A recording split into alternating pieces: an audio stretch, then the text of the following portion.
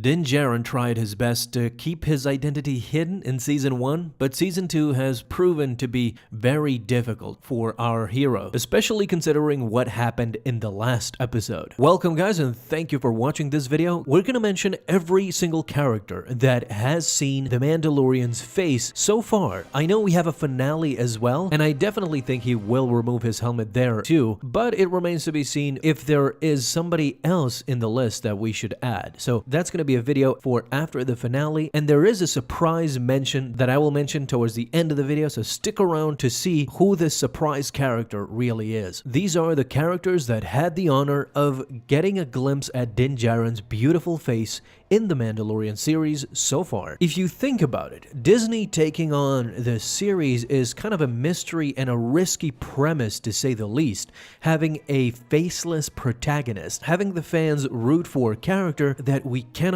actually see. This has mostly been the case for villains such as Darth Vader, Boba Fett, and characters like that. Our heroes can be seen in Star Wars and felt tremendously. But so far, Din Djarin has completely shattered that notion, and the Mandalorian is more than successful, although his creed has sometimes failed him. And to start with, we have to talk about the obvious, I know, but we have to mention these characters, and the first people to see Din Djarin's face during his life have been the Gerunds, his father and mother. Early in The Mandalorian, Din Djarin reveals that he was not born on the planet Mandalore, but he was taken as a foundling, so this meant that he mostly spent his childhood helmet-free. Through flashbacks, it's shown that Din Djarin lived on a settlement called Akvatina for approximately 9 to 10 years, where he didn't follow the Mandalore code. This means that Mr. and Mrs. Djarin has seen their child's face, as well as many settlers on Akvatina, but that just bears mentioning. The village was completely wiped out during the Clone Wars, and now we come to the second character to see Din Djarin's face, and that is the Death Watch savior. In that same flashback, we see the Death Watch coming in to stop the droid assault on Akvatina. One of them, who saved the child, takes him and adopts him as his own. This becomes now another character who has seen Din Djarin's face, although we know that once he was raised by the Fighting Corps and accepted into the Children of the Watch, Din Djarin did not don a helmet immediately. So this means that the members of the Children of the Watch have also seen Din Djarin's face as a kid. Din Djarin, of course, had to go through many trials, I believe, during that time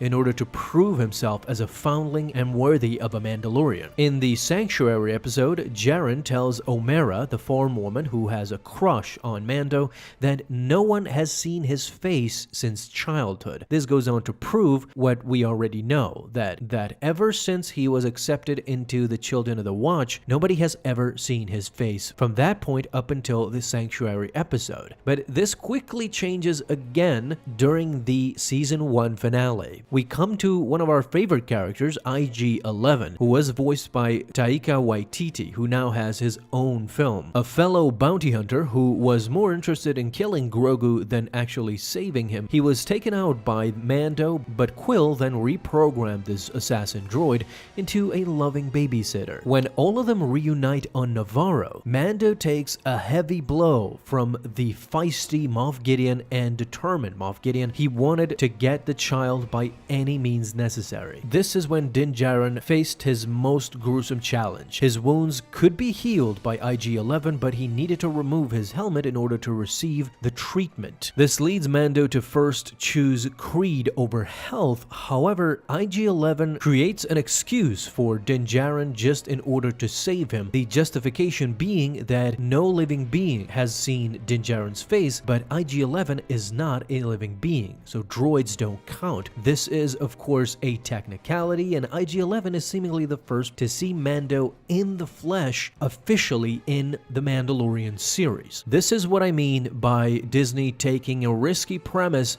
and implementing it in The Mandalorian. That was the Season 1 finale, and we have waited for a year now to see Din Djarin's face again in what was the latest episode, The Believer. During Season 2, we can see Mando sleeping in his helmet, lifting it just a little while eating, and not changing his code even after learning the truth from Bo-Katan. However, desperate times call for desperate measures. Once he was forced into the mission with Migs Mayfeld, getting getting to the Imperial refinery proved to be very challenging. Once they got there, the mission now raised its stakes to almost impossible, since Mayfeld was afraid that he would be recognized by his old superior. This meant that Din Djarin had to activate the terminal by himself, and that meant that the helmet needs to be off so that the terminal could facially scan its user and get activated. And so this is how Migs Mayfeld becomes another character to see Din Djarin's face. But before Migs Mayfeld outright see Din Djarin's face,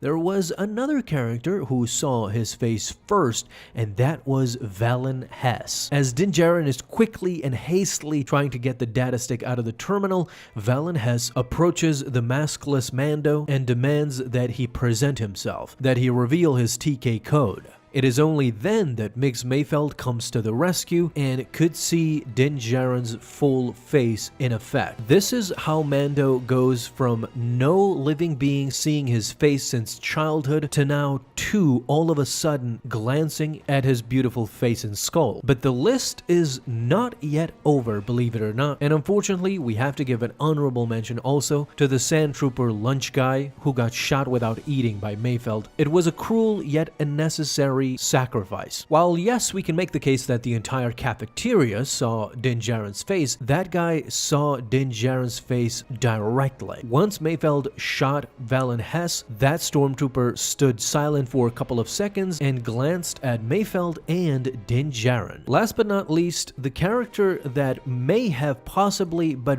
very probably seen Din Djarin's face is Moff Gideon himself. While Din Djarin has never removed his helmet in Gideon's presence, it is revealed during Gideon's and Djarin's first confrontation on Navarro in the Season 1 finale that the Moff knew Mando's true name, Din Djarin, as well as a large chunk of his personal background. This information was likely obtained following the Great Purge, when Moff Gideon also got his hands on the famous Darksaber. You can imagine that if Moff Gideon holds full access to Mandalore's archives, he might also have seen a record of Din Djarin's younger face. If you don't believe that Moff Gideon has seen Din Djarin's younger face, think about the latest episode, The Believer. Moff Gideon could have very easily pulled recording and footage from the refinery after it got blown up. And who was responsible for this entire ordeal? An Imperial deserter, Migs Mayfeld, and an unmasked